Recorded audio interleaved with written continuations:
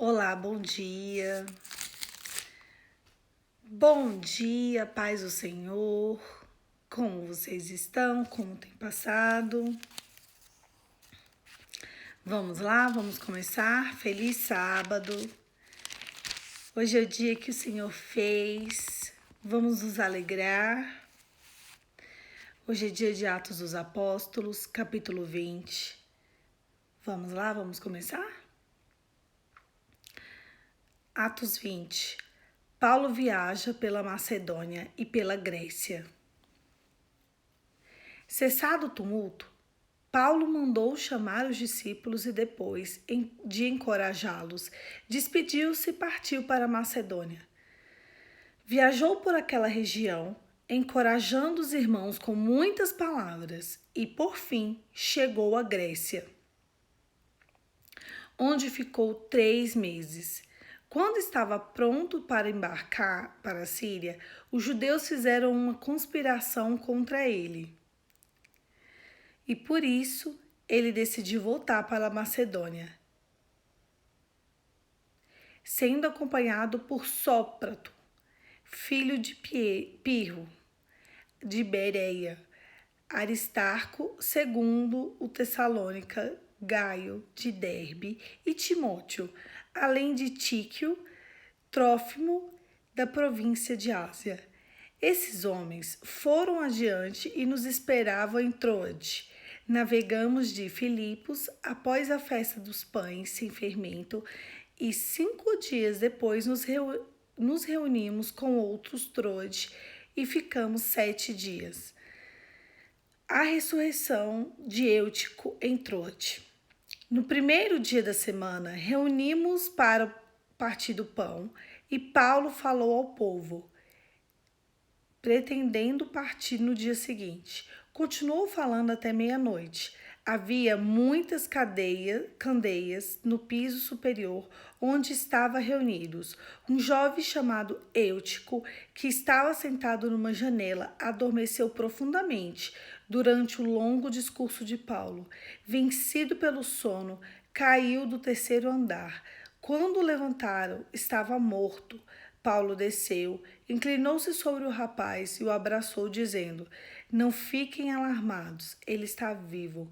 E então subiu novamente, partiu o pão e comeu. Depois continuou a falar até o amanhecer e foi embora. Levaram vivo o jovem, que muito os consolou. Depois, Paulo despede-se dos presbíteros em Éfeso. Quanto a nós, fomos até o navio embarcando para Assos, onde iríamos receber Paulo a bordo. Assim, ele tinha determinado, tendo preferido ir a pé. Quando nos encontrou em Assos, nós o recebemos a bordo e prosseguimos até Mitilene. No dia seguinte, cada nome, né? No dia seguinte, navegamos dali e chegamos de fronte a Quio.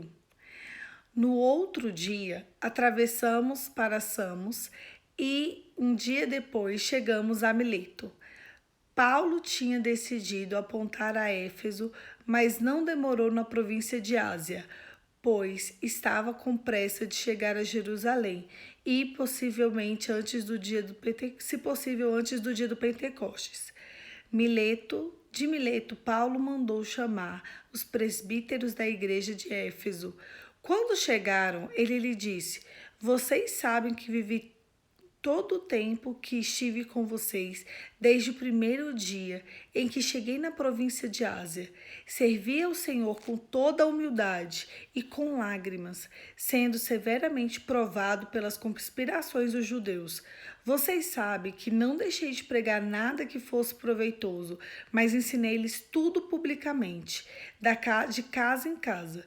Testifiquei tanto a judeus como gregos que eles precisam converter-se a Deus com arrependimento e fé no nosso Senhor Jesus. Agora, compelido pelo Espírito, estou indo para Jerusalém, sem saber o que me acontecerá ali. Só sei que todas as cidades o Espírito Santo me avisa que prisões e sofrimentos me esperam. Todavia, não importo, nem considero a minha vida valor algum para mim mesmo. Tão somente pude terminar a corrida e completar o ministério que o Senhor Jesus me confiou, de testemunhar o evangelho da graça de Deus. Agora, sei que nenhum de vocês, entre os quais passei pregando o reino, verá novamente a minha face. Portanto, eu lhes declaro hoje que sou inocente do sangue de todos, pois não deixei de proclamar-lhes toda a vontade de Deus. Cuide de vocês mesmos de todo o rebanho, e qual o Espírito Santo colocou como bispo para pastorearem a igreja de Deus, que ele comprou com seu próprio sangue. Sei que depois da minha partida, lobos ferozes penetrarão no meio de vocês e não pouparão o rebanho. E dentre vocês mesmos se levantarão homens que torcerão a verdade, a fim de atrair discípulos. Por isso, vigiem. Lembrem-se que durante 3 anos jamais cessei de advertir cada um de vocês sobre isso, noite e dia com lágrimas. Agora eu os entrego a Deus, a palavra da graça, que pode edificá-los e dar-lhes a herança que todos os que são santificados querem. Não cobiceis a prata nem o ouro, nem a roupa de ninguém.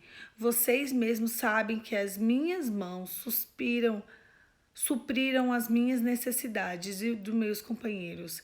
Em tudo o que fiz, mostrei-lhes que, mediante o trabalho árduo, devemos ajudar os fracos, lembrando das palavras do Senhor Jesus, que disse: há maior felicidade em dar do que receber. Tendo dito isso, ajoelhou-se com todos e orou.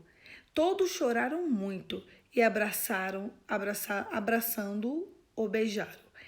O que mais entristeceu foi a declaração de que nunca mais veriam a sua face. Então, acompanharam até o navio. Deixa eu só beber uma água aqui.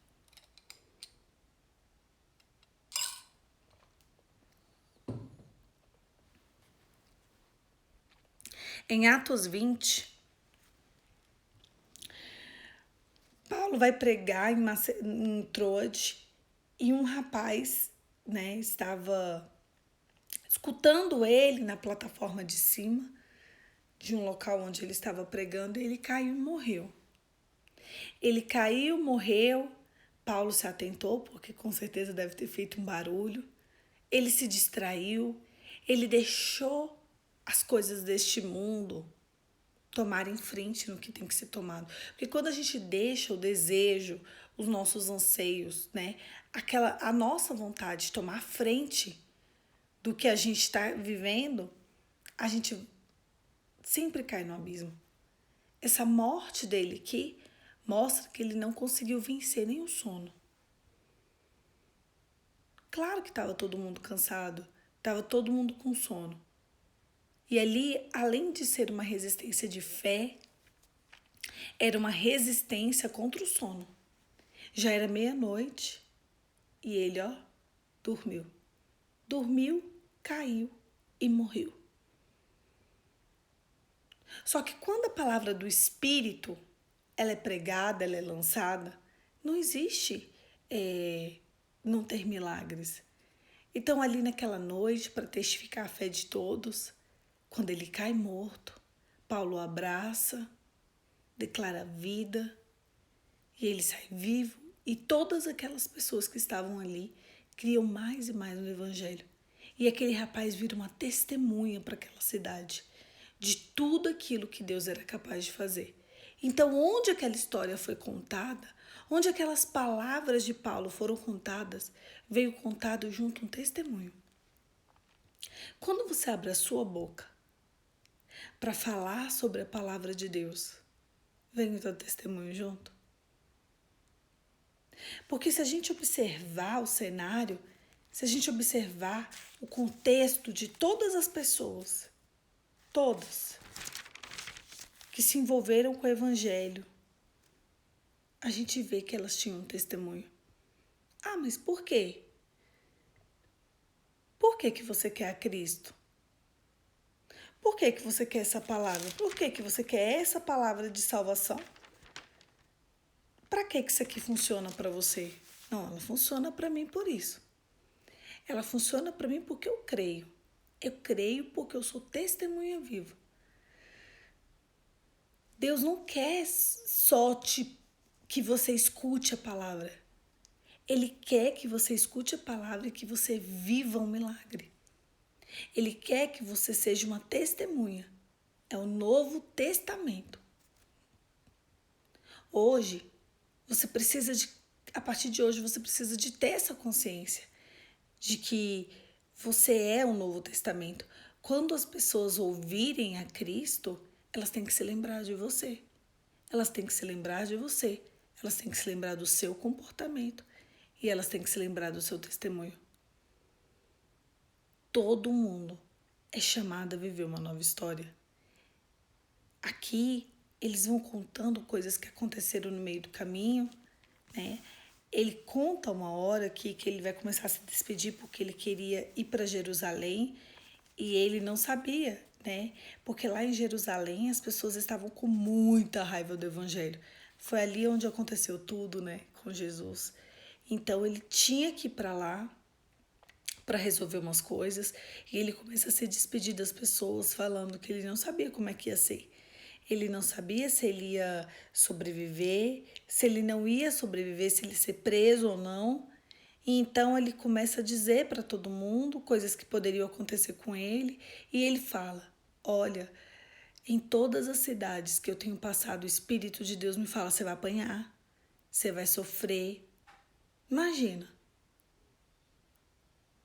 Imagina, você tá aqui orando, o Espírito de Deus falando: me importa que você sofra. Me importa que você apanhe pelo meu evangelho. De uma forma indireta, isso acontece com a gente. Me importa que o seu testemunho seja forte.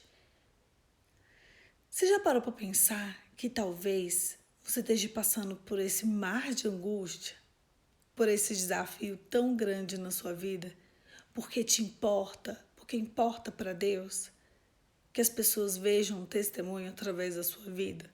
Esse é o ponto. O que você quer fazer com esse testemunho? Transformar ele para a glória de Deus? Ou você quer afundar num vale de lágrimas? Você quer desistir? Eu estou acompanhando e estou orando pelos pais de um ator chamado Yudi. Nossa, todo mundo que eu vejo assim que tá muito... que tem declarado, né, que tem algum familiar na UTI, algum familiar muito doente, muito, né, passando por esse momento aí. E eu sempre tô parando, tô orando, tô colocando nos meus jejuns eles.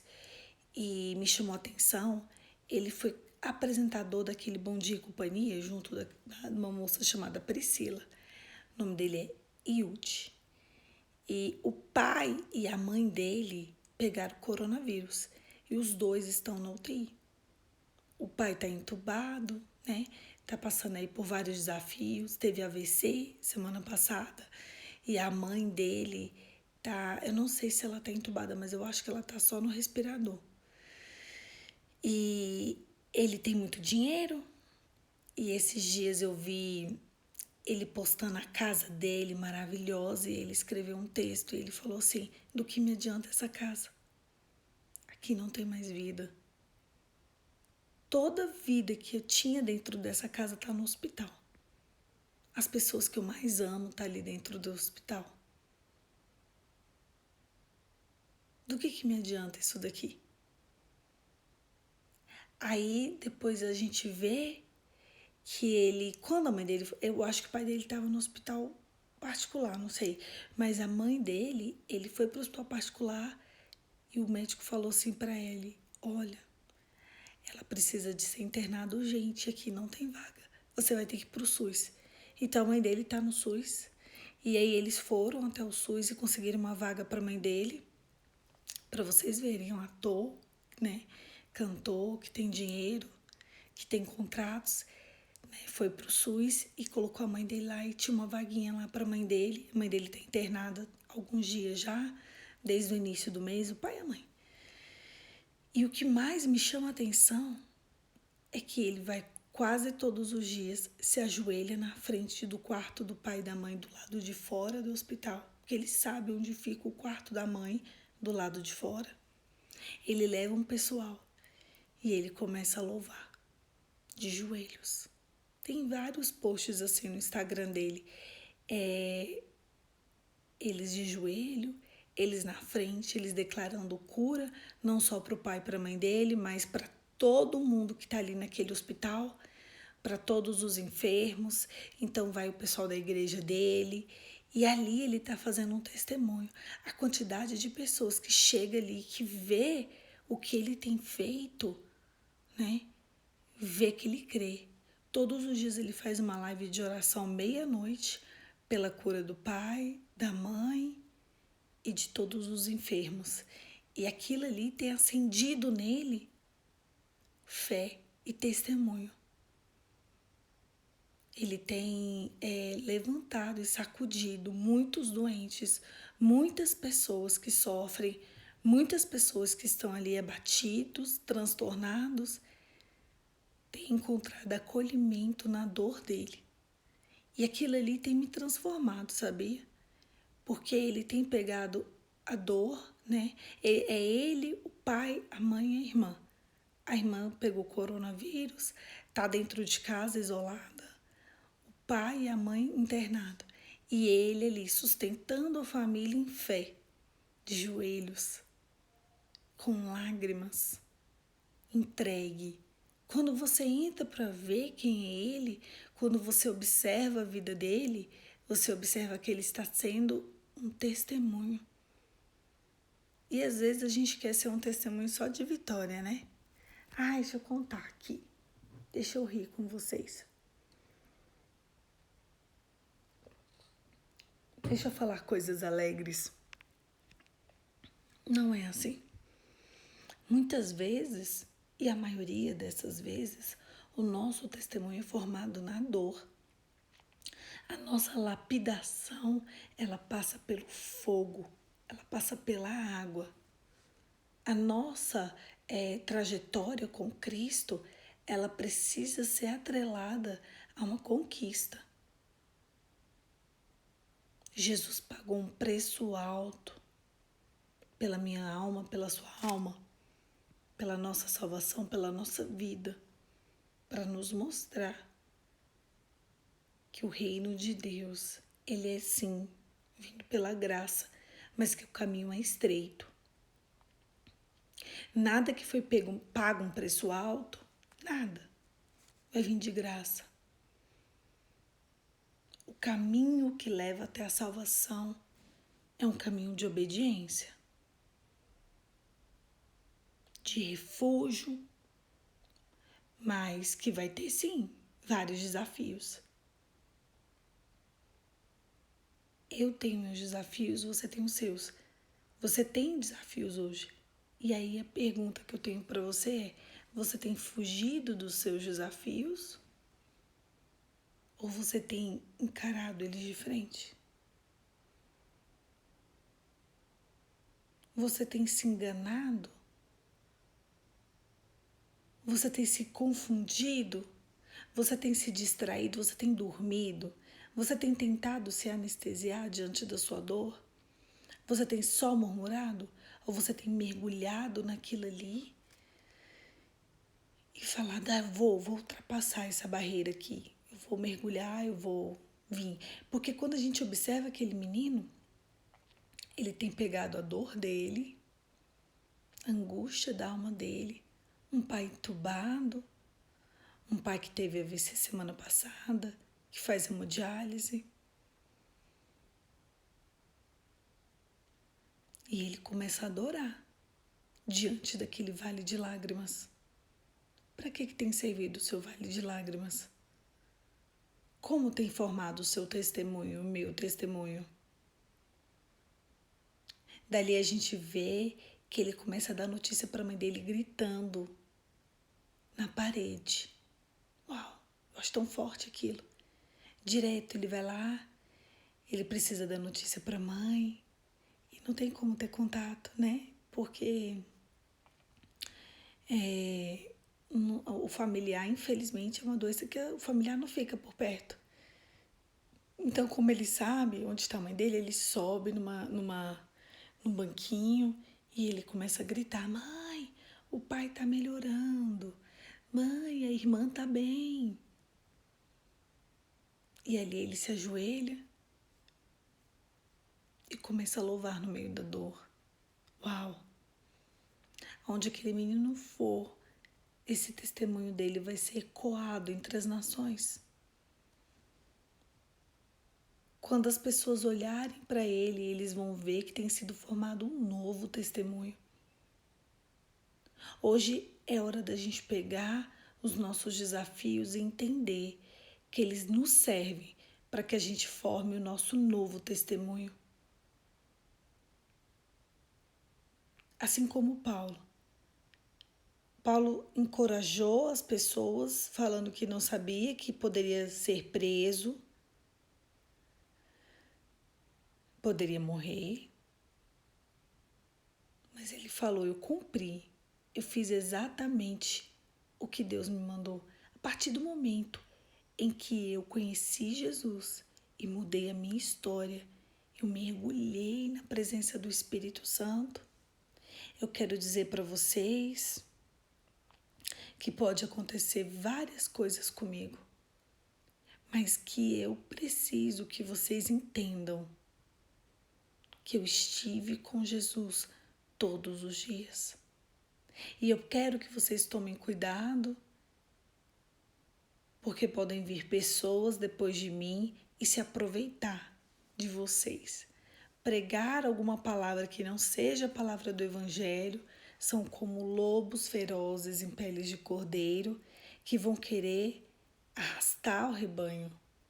E vocês não podem deixar que isso aconteça. Eu quero que vocês vigiem, eu quero que vocês olhem, eu quero que orem, eu quero que vocês se entreguem à presença do Espírito Santo, porque Ele é o condutor, não eu. E aqui ele faz mais uma entrega, a entrega da igreja. A entrega da igreja que ele ajudou a escrever a história. Pedro começou o caminho e Paulo continuou. Paulo desbravou toda a trajetória e Deus precisava de Paulo. Jesus precisava de Paulo, porque Paulo era o homem certo para escrever o Novo Testamento. Tanto é que esse livro de Atos, quem escreve é Lucas. Lucas acompanhou toda a história de perto. Provavelmente ele estava ao lado de Paulo, ele era discípulo de Paulo. Porque se você vê, quando eu leio, ele fala nós. Ele vai descrevendo alguém que ele vê. Ele vai descrevendo Paulo. Ele descreve com detalhes. Quando a gente começa a ler Atos, ele fala assim, Teófilo, meu filho, essas são as palavras que descrevam minuciosamente tudo o que eu vi e ouvi. Tanto é que aqui a gente vê a riqueza de detalhes. Lucas era um médico. Paulo é acompanhado por um médico. E esse médico vai descrevendo minuciosamente as viagens de Paulo, tudo o que acontece. Porque ele era uma testemunha viva. O Senhor me chama e o Senhor te chama a sermos testemunhos vivos da presença dele. Muitas vezes a gente vai ter que encarar os nossos desafios de frente. Eu queria, chegar aqui e falar para vocês, gente, o evangelho é isso, o evangelho é assim, só conquista, só vai ter gozo, só vai ter alegria. Mas não é assim. O evangelho é feito de desafios, o evangelho é feito para maduros, pessoas maduras, que encaram a sua realidade de frente, que não se deixam... Voltou? Ixi, vocês estão falando que travou? Me responde, quem se travou ou não travou? E agora? Destravou, meninos? Preciso da resposta de vocês. Não travou. Então, vou continuar. Então, deve ter travado só para você aí. Então, vamos lá. O evangelho, ele feito... Para mim, tá normal. Obrigada, meninas. Então, tá bom. Vamos continuar. Deve ter travado só para ela. O evangelho é feito de pessoas... Obrigada. Tá bom, vamos continuar. O evangelho é feito de pessoas maduras, pessoas que entendem essa realidade. Mas por que a gente quer tudo isso? Para quê? Qual o fundamento? Por que a gente quer ir contra tudo que a gente vê na nossa frente? Por um único motivo. Só tem um motivo. Mais nada. O céu. O céu precisa me importar. E o céu precisa te importar. Mais do que as coisas deste mundo, mais do que as circunstâncias, mais do que aquilo que me é apresentado e te é apresentado, a gente precisa sonhar e almejar com o céu. O céu nunca esteve tão perto. A gente tem observado uma grande colheita. Pessoas do mundo inteiro têm ido para o Senhor de uma forma muito rápida, muito abrupta. Hoje a pessoa está bem, no outro dia ela fica doente, 15 dias depois ela está com Jesus. E isso é pesado, muito pesado. Quantas famílias, várias pessoas estão com Cristo agora. Estavam conosco até esses dias, não estão mais. E eu preciso saber, e o Senhor também precisa saber o que Ele espera de mim e o que Ele espera de você. Porque a gente tem sonhos, a gente tem projetos para serem realizados aqui na Terra. E quais são os projetos que você quer realizar no céu? Qual é o teu caminho, qual a tua trajetória para poder ir para o céu? O que Deus espera de você, você tem feito? Você precisa de se importar com as coisas simples. A gente tem que começar a entender e se importar. Tem um ano que nós fomos trazidos para dentro de casa. E isso precisa me chamar a atenção e te chamar a atenção. Chegou a hora da gente olhar para dentro de casa e ver que isso aqui importa. E ver que a tua casa importa. As tuas coisas importam. Quantas pessoas voltaram para dentro de casa e descobriram que não se suportam? Não é só marido e mulher, mãe e filha, irmão, cunhados, sobrinhos, tios. Não suporto tal pessoa. Isso é fugir da sua realidade. Existe um caminho de enfrentamento pelo qual eu e você precisamos de passar. Não foge do teu desafio, porque talvez esse desafio é aquele que vai te levar para o céu. Renda com ações de graça e louvores. Esse exemplo que eu dei desse menino é o maior exemplo que a gente pode ter de como a gente tem que se comportar diante da dor, diante do seu desafio. Nós somos chamados a estar em Cristo e adorá-lo em espírito e em verdade. E adorar a presença de Deus, não só pelo que Ele pode fazer, mas pelo que Ele é e pelo que Ele conquistou pra gente. E o que Cristo conquistou pra gente naquela cruz foi o céu. E isso precisa ser a coisa mais importante. O sonho da minha vida e da sua vida precisa sim ser ir para o céu. E como eu vou levar a minha vida para poder chegar lá? Como? A gente precisa nessa terra nos aproximar do céu e aproximar as pessoas que têm estado à nossa volta do céu. Quando as pessoas estão perto de você, elas estão sonhando com o céu, porque elas precisam. Parece que aqui nessa terra a gente só fala de coisas dessa terra, sendo que eu e vocês somos chamados sim a levar o céu para as pessoas. Seja um testemunho vivo no seu dia a dia, nas suas circunstâncias e nos seus desafios. Feche os seus olhos e vamos orar. Pai, em nome de Jesus, eu quero te agradecer. Eu quero te agradecer por cada desafio que a gente tem enfrentado, cada momento de dor, de angústia.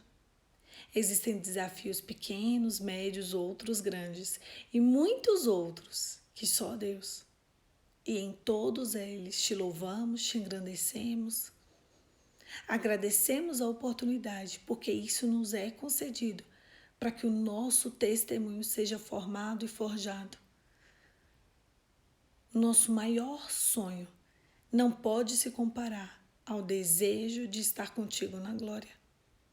Nada que esse mundo possa nos oferecer pode ser maior do que a doce presença do Espírito Santo. Te agradecemos, engrandecemos o teu nome, Senhor. Te louvamos e dizemos: conta conosco. Em nome de Jesus, amém. O Senhor pode contar contigo para que o testemunho continue vivo? Essa é a pergunta do céu para mim e para você hoje. Quando as pessoas ouvirem o Evangelho, elas vão se lembrar do teu testemunho. Quando as pessoas ouvirem alguém com fé, elas vão se lembrar de você? Elas vão ver que tem frutos do morador do céu exalando na tua vida? É isso que Deus espera de mim. E é isso que Deus espera de você. Que você exale o desejo de ir para o céu. Ir para o céu, estar com Cristo não basta. A gente precisa que as outras pessoas que nos conhecem também queiram ir. O céu não é para egoístas. O céu é para quem quer compartilhar do pão da presença. E isso tem que ser a coisa mais importante na minha vida e na sua vida. Mais do que Deus realizar os nossos sonhos e o desejo do nosso coração. Estar com Jesus à direita do Pai precisa ser a nossa prioridade. Estar ali nas bodas do Cordeiro, esse precisa ser o nosso real sonho e o nosso real objetivo. Um beijo, fica com Deus e até amanhã.